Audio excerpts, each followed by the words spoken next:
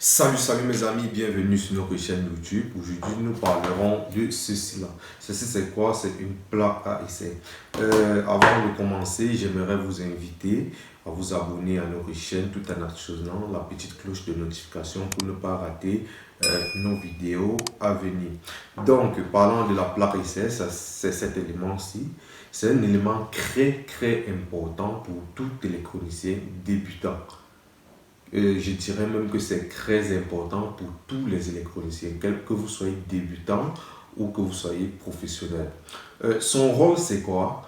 La plaque à essai permet de tester et de modifier de façon rapide nos circuits électroniques.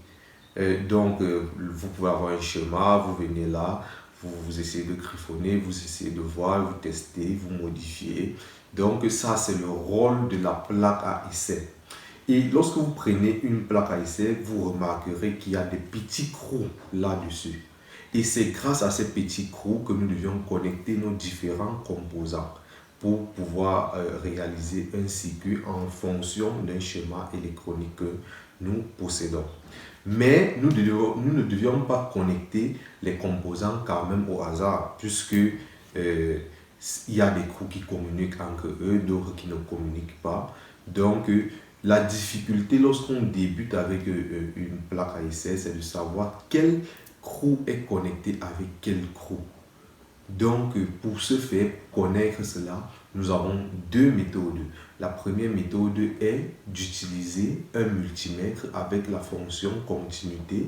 Et la deuxième méthode, c'est d'être attentif aux différentes indications qui se trouvent sur la plaque à essai que vous possédez. Donc, maintenant, nous verrons de plus près ces deux méthodes. Voyons de plus près les deux méthodes que nous venons de parler.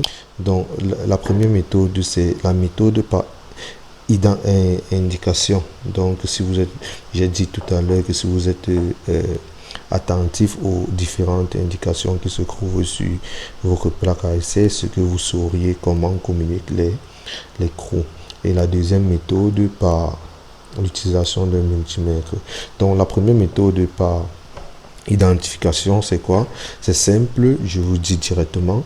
Lorsque vous prenez une carte, une plaque à essai, autant pour moi, la première indication que vous voyez, ce sont des lignes continues que vous voyez de couleurs différentes.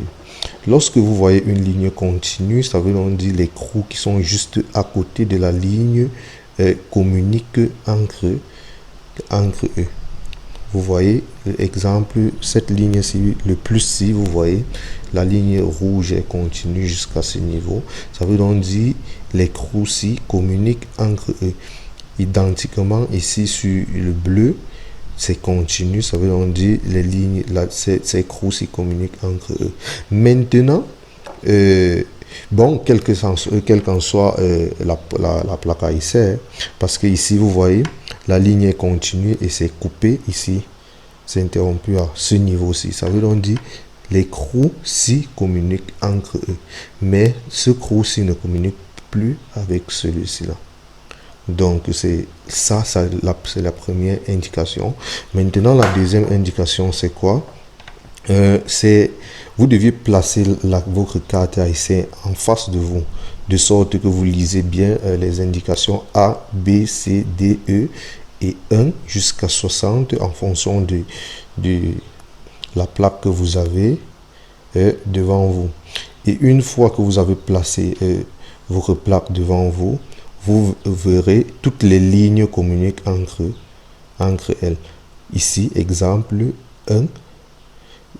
La colonne A communique avec B, C, D et E.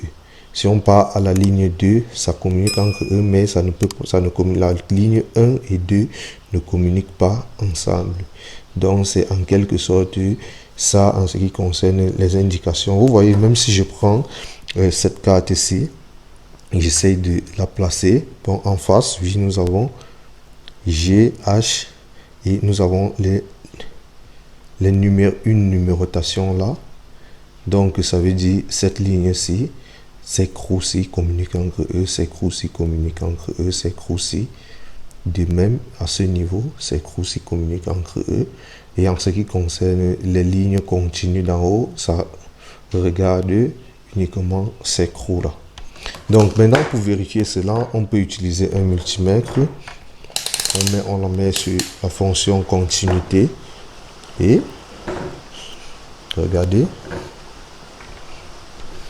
si j'introduis là, que j'introduis ici, et que nous prenons là, position juste là, vous voyez, ça siffle pour dire que tous ces écrous là communiquent, celui-ci communique avec ça. De même, on peut vérifier, on positionne là en face de nous et nous mettons là, nous introduisons.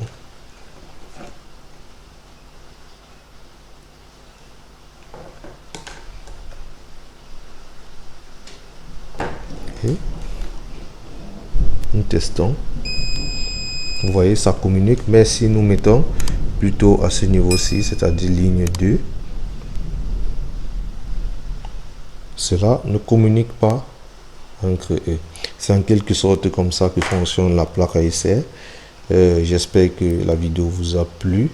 N'oubliez pas de vous abonner et de liker tout en actionnant la cloche de notification pour ne pas rater nos prochaines vidéos. Merci.